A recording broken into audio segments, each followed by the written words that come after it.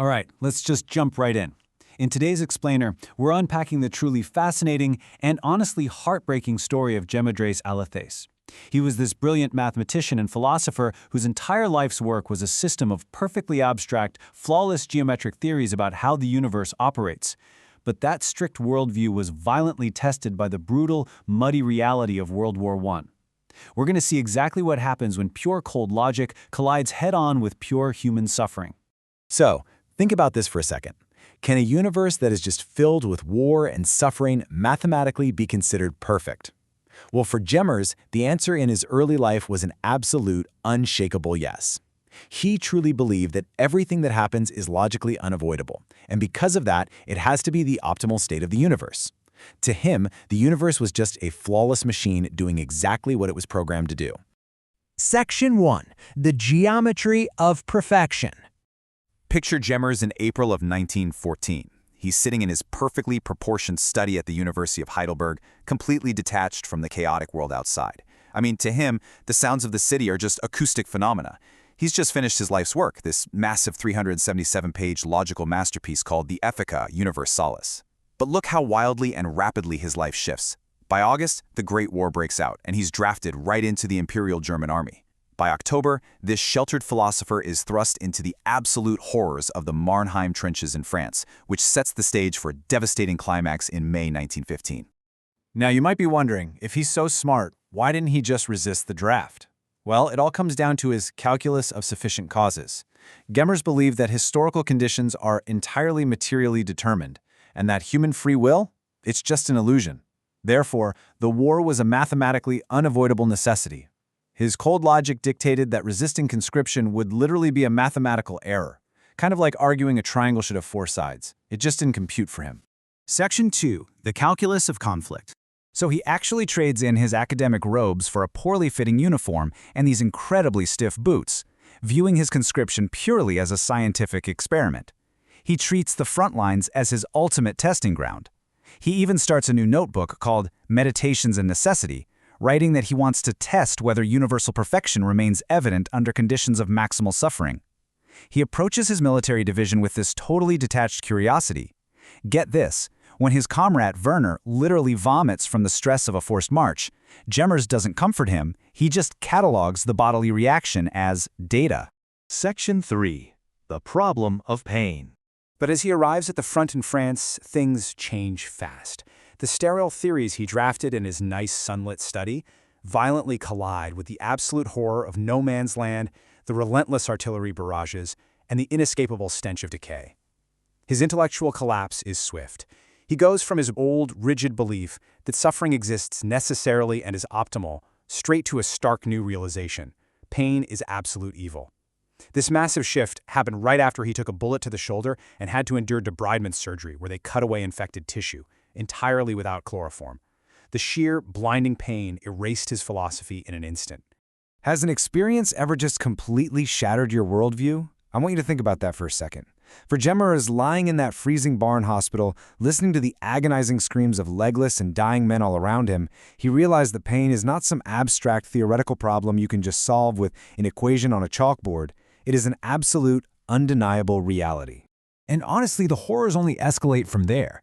Language is failing, he wrote in his journal. This was right after surviving a terrifying chlorine gas attack at the Ypres Salient.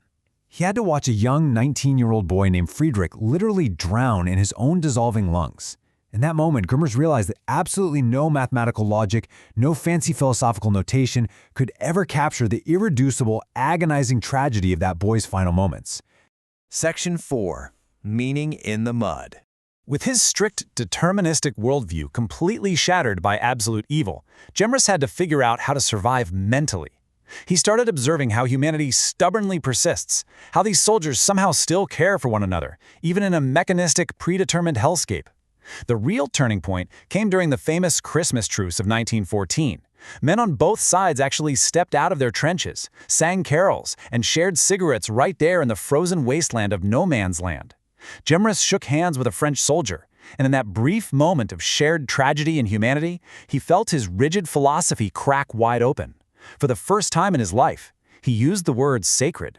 So he begins to construct what he calls a calculus of meaning. He realizes that meaning is an objective relationship, and that value is generated purely through our connection with others. Even if the universe is a giant determined machine, the solidarity we share within it absolutely exists and matters. But, and this is crucial, he makes a point to note that while this meaning is incredibly significant, it does not justify the terrible suffering. It just exists alongside it. This new theory of connection gets put to the ultimate test during a terrifying, botched night raid into British trenches. Gemrs ends up tangled in barbed wire, completely exposed to the enemy. Now, according to his old logic of self-preservation, his friend Klaus should have just left him there to die. But instead, Klaus sacrifices his own safety, risking his life to take down a charging British soldier and pull Gemrs back to the German lines. It was an act of pure friendship that completely defied all cold, calculated logic. Section 5. The Final Paradox. Everything builds to a devastating climax in May 1915. High Command orders this massive artillery offensive that ultimately costs 11,000 casualties. And for what? For a mere 200 meters of mud that they quickly lose anyway. I mean, the mathematics of horror are on full display here. During the absolute chaos of the advance, an artillery shell lands directly in their crater. Gemrs wakes up deafened, his left leg completely shattered and useless. He looks over and sees Klaus bleeding and unconscious.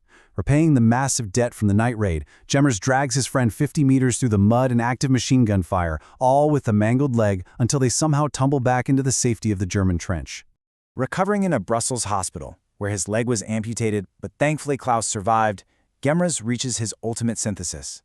His old idea of perfection was a flawless, mathematical machine entirely devoid of subjective pain.